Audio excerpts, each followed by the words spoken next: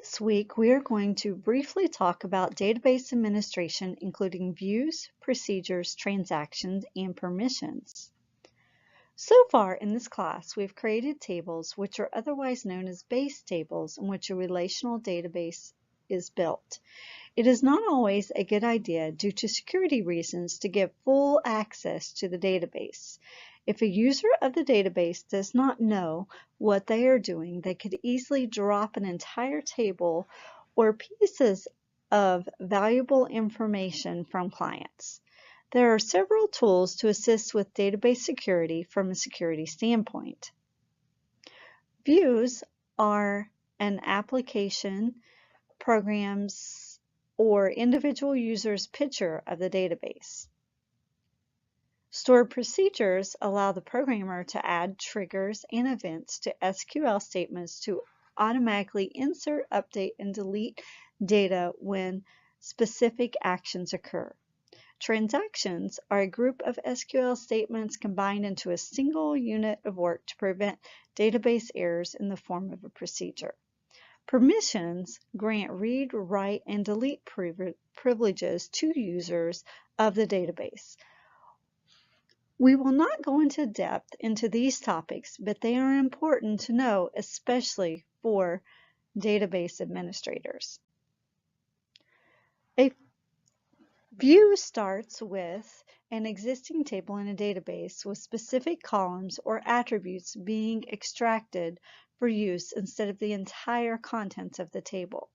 Views are stored in the database once they are created and can be accessed for future use, unlike the queries we have learned so far in this class.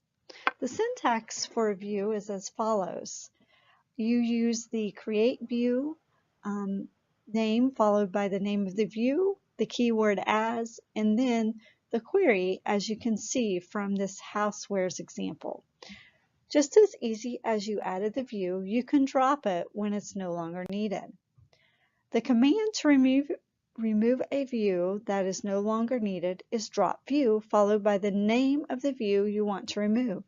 The view is removed and not the base table or any data associated with the base table. Stored procedures is what we're going to talk about next. And they allow the programmer to add triggers and events to SQL statements to automatically insert, update, and delete data when specific actions occur.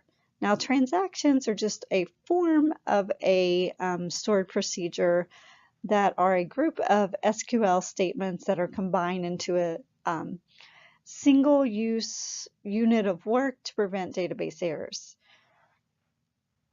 Stored procedures and transactions are useful in client-server systems to reduce typing and rewriting code that is used over and over again, and also to clean up the database and retrieve data.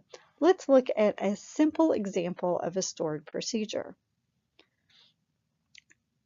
As you can see here, this particular stored procedure is used to output the rep's name in a specific format. Now let's take a look at a trigger for updating and deleting data in a database. Before we look at an example of some triggers used with procedures, let's take a moment to understand the use of triggers a little better. A trigger is a procedure that is executed automatically in response to an associated database operation. Use the create trigger command and the SQL commands begin and end to start and stop the execution of a trigger. With triggers, you must add new and old qualifiers to add, delete, and update data, just like you see in these examples here.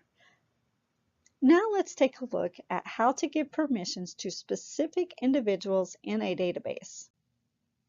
Permissions prevent unauthorized access to a database. Some users may be able to retrieve and update anything in a database. Others may be able to retrieve data but not change any data, while others may be able to access only a portion of the data. This is made possible in a database through the command called grant.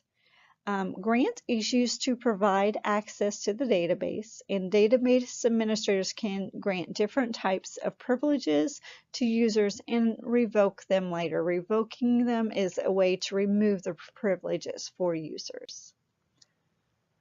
This concludes our quick discussion on database information. For more information on these topics, I recommend you read chapters 12, 13, 14, 15, 16, and 17 in your textbooks. Have a great day, and thanks for watching.